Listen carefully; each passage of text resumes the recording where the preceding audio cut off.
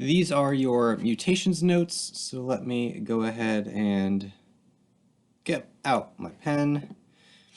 So a mutation is any change in a sequence of DNA. So again, we'll talk about genes here in a second, but when you have letters like A, T, G, and C that make up any genome, not just human's genome, any organism, we all have the same universal code. It's the same 4 letters for everything from you to bacteria. And let's just say if this were the original sequence, what I have here, and a mistake gets made during copying, and this becomes TTGC, that right there is the mutation. So it's just any kind of change in a sequence of DNA. And there are other types as well that we'll talk about.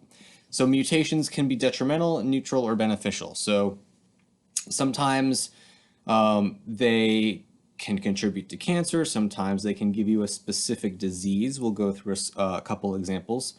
But when we talk about mutations being detrimental, beneficial, or neutral, what we're really talking about here is how do they impact reproductive success?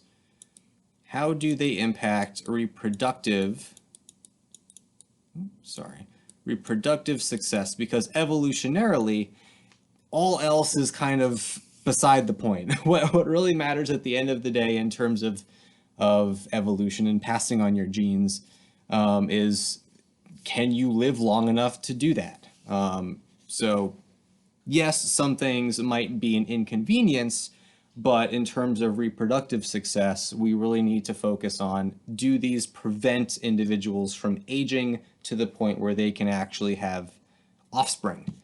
And again, a gene is a sequence of DNA letters, so a sequence of A's, T's, G's, and C's that codes for a specific protein. Remember that every protein that you have in your body is coded for by DNA. Not all DNA codes for protein. Actually, the vast majority of it does not. But a lot of the DNA that you do have does code for protein. And the rest of it is regulatory in function, and we're actually learning about other aspects of it. But the whole point is that a sequence of DNA is a gene, and that could be thousands and thousands and thousands of nucleotides long. Oops. And that's all I'm trying to show you here. This might be an entire gene sequence, all of the letters in between these brackets. But again, parts of the gene don't necessarily code for protein, other parts do. This is not stuff that's talked about until AP Bio, but you basically have regions that are responsible for recruiting what are called transcription factors that make sure that this gene gets transcribed, like you learned about last week. There are starting and stop signals and things called introns that get removed and all this stuff. The point is, it's a bunch of letters, thousands and thousands of letters with different components that do different things. It's not some kind of magical thing that you have in your body. It's a real concrete thing that has different components. So there's just a quick little example. So we'll talk about 2 main types of mutations. First, we'll focus on mutations that only affect a single gene. We'll look at point and frame shift mutations. And then we'll go into ones that actually affect the entire chromosome. And because you're affecting a chunk of chromosome, you could be affecting hundreds and hundreds of genes, perhaps. So let's look at the gene mutations first, and the focus on the point mutations. So a point is a specific nucleotide, right? So here's a sequence of DNA. This is the sequence that we're going to start with. And in transcription, as you go from DNA to messenger RNA, here's your messenger RNA code, and you can check this and make sure that it's been transcribed correctly. And this is the resulting amino acid chain that you would get after translation, right? So this is the default up here. After this arrow, so this bottom portion, same piece of DNA, except there's been a mutation. There's been a mistake from DNA polymerase. It's put a thymine in when it should have put a cytosine in. And because you have that mutation, when you transcribe the DNA to messenger RNA, now you have an A here. And that changes, in this case, the amino acid. Right? So the effect of a mutation is really only as significant as its effect on whatever protein it makes. This one could be pretty big because you have arginine here, and then you have histidine down here. So that would be a mutation that results from a single letter change, a point mutation. Specifically, this type of point mutation is a substitution. And actually, really, substitutions are synonymous with point mutations. You've substituted a letter T in for what used to be a letter C, right? A thymine for a cytosine. Here's an example. So sickle cell anemia is when, not all of them necessarily, but at least some of your red blood cells can literally misshape themselves so they look like a sickle, which is why it's called sickle cell anemia. But the point is that this reduces your red blood cells' ability to carry oxygen. Right? So people who have this usually are fine if they're not exercising, but if they start to get increased heart rate or they're exercising or they're running or something like that, then they can run into some issues.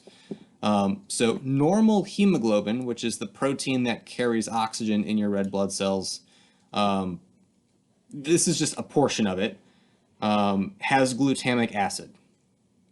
And this corresponds to a normal red blood cell.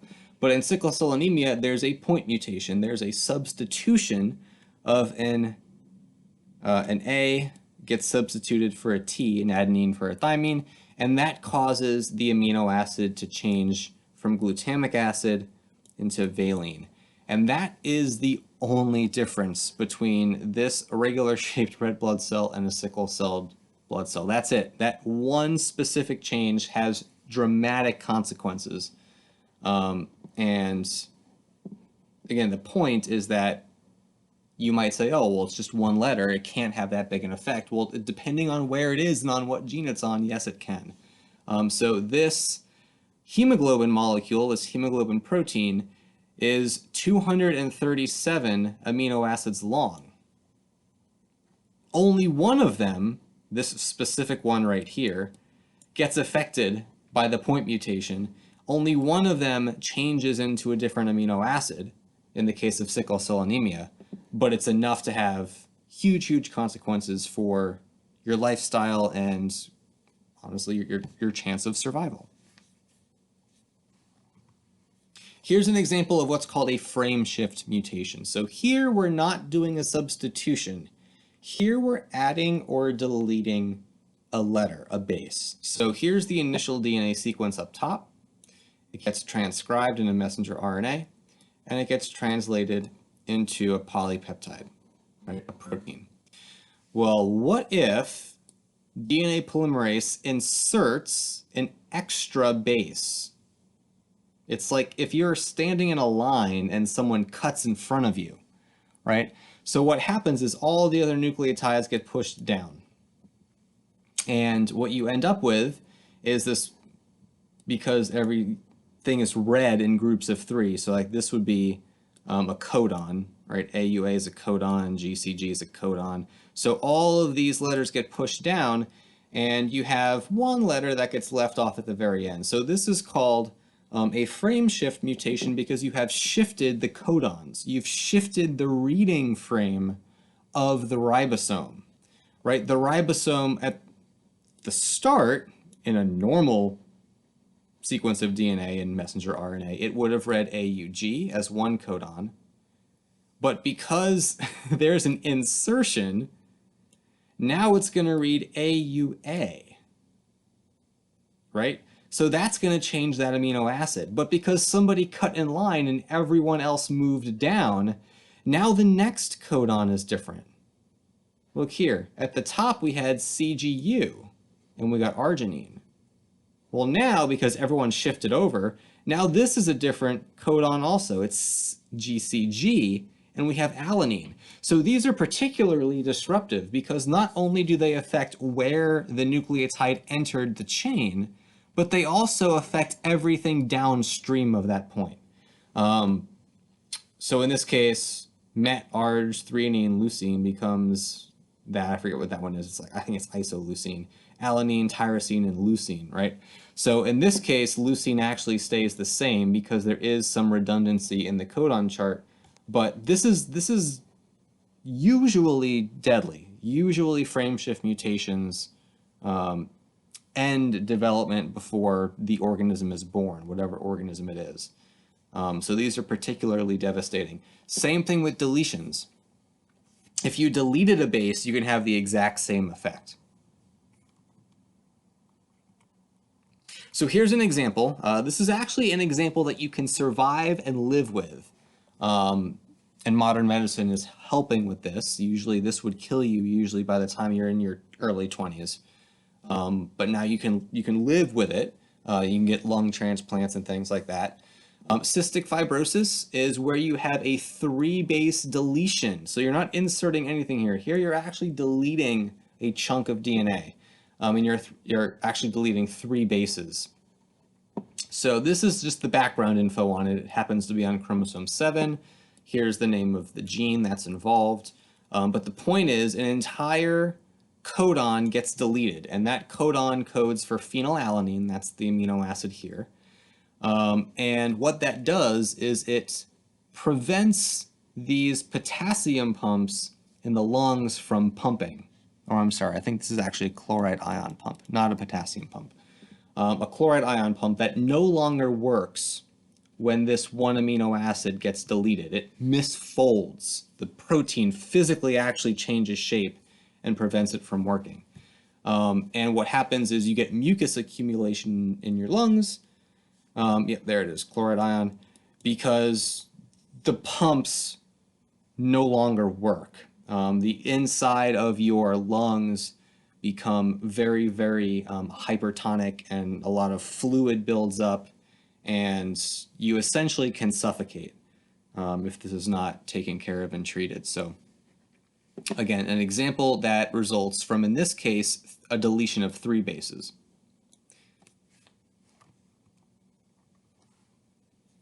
All right, here we're going to zoom out and focus on the level of the chromosome itself. So not just one gene anymore, a whole host of genes can be affected. So you might delete an entire section of chromosome, right? If you have A, B, C, D, E, F, and you delete section B, then there might be 5 genes in that section. There might be 10 genes, 100 genes, 10 million genes. Well, not 10 million. Like a human only has 35,000 genes, so it's not going to be 10 million genes. But the point is, it's usually more than one gene. By definition, it's more than one gene. And again, most of these are going to be fatal. Individuals that have chromosomal mutations typically do not survive gestation. They don't survive embryological development, and they, for the most part, are not born. Although there are some instances where people or other organisms actually can get away with it depending on where the mutation is. So another example here is duplication. In this case, we've duplicated section B, and you might say, well, that's not nearly as bad as a deletion, but it's not always a good thing to have extra proteins. If this chromosome gets transcribed and translated, or part of it does, maybe section B does, accumulating too much protein might actually be a bad thing. So even duplications are not ideal. Inversions are when you have all of the chromosome present, but it's kind of looped on itself and bits have gotten swapped around.